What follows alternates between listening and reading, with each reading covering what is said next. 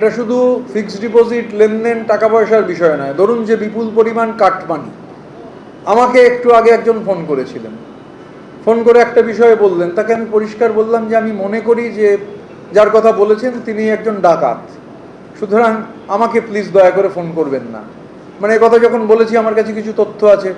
এবার এই অ্যাকাউন্টগুলোতে যে ডাকাতির টাকা, কাটমানির টাকা, দুর্নীতির টাকা যে ঢোকেনি তাই বা কে গ্যারেন্টি দেবে? সুতরাং অরূপ বিশ্বাস যে চিঠিটা দিয়েছেন সেই চিঠিটার মধ্যে তো সারবত্তা রয়েছে, এবং তার সঙ্গে আমার মনে হয় যে অ্যাকাউন্টগুলো ফ্রিজ করা এই জন্য দরকার, কারণ এই কাটমানির টাকাও যে সেখানে ঢোকেনি সেটাই বা কী করে প্রমাণ হবে? সুতরাং তদন্তের স্বার্থে তো আমি মানে এটা দেখেছি, আমি চিঠিটাও পড়লাম, সংবাদ মাধ্যমে চিঠিটা দেখেছি। তো শুধু ওই টার্ময়েলের বিষয়টা নয়, আমার কাছে অ্যাডিশনাল পয়েন্ট হচ্ছে যে চুরির টাকা, কাটমানির টাকা, এই টাকাও যে ওই অ্যাকাউন্টে ঢোকেনি তার প্রমাণ কোথায় আছে? সেটা তো আমি প্রমাণ করতে পারবো না। সরকার চাইলে তদন্ত করে তা প্রমাণ করতে পারবেন। অ্যাকাউন্টগুলো ফ্রিজ রাখার যে দাবি অরূপ বিশ্বাস করেছেন, আমিও তাকে সমর্থন জানাচ্ছি।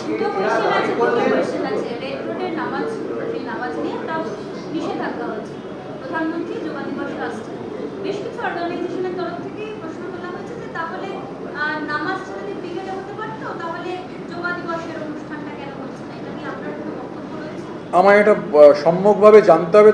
এখন তবে বর্ষা হচ্ছে, তো ব্রিগেডে বৃষ্টি হলে সেখানে কোনো ধরনের কর্মসূচি করা মুশকিল। আমায় জাবেদদা বলছিলেন যে ব্রিগেডে এবার যে নামাজ হয়েছে তাতে খুবই সুষ্ঠুভাবে নামাজ হয়েছে, কোনো ধরনের সমস্যা হয়নি। বাকি বিষয়টা আমি খোঁজ নেবো। তবে একটা কথা কানে আসছিল যে ব্যাপক আকারে বৃষ্টি হলে, আবহাওয়ার যা পূর্বাভাস রয়েছে, বৃষ্টি হলে ব্রিগেডে আবার কোনো ধরনের কর্মসূচি করা কঠিন।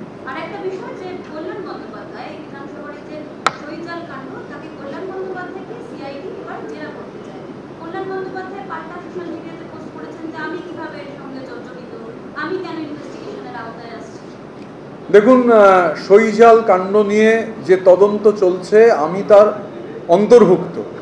আমারও ইন্টারোগেশন হয়েছে, আমারও এক্সামিনেশন হয়েছে। স্বাভাবিকভাবে সইজাল কাণ্ডের যে তদন্ত চলছে, আমি যেহেতু তদন্তের আওতাধীন, আমি এবং সন্দীপন আমাদের একই দিনে ইন্টারোগেশন হয়েছিল, এক্সামিনেশন হয়েছিল, আমি এ নিয়ে কোনো কথা বলতে পারবো না।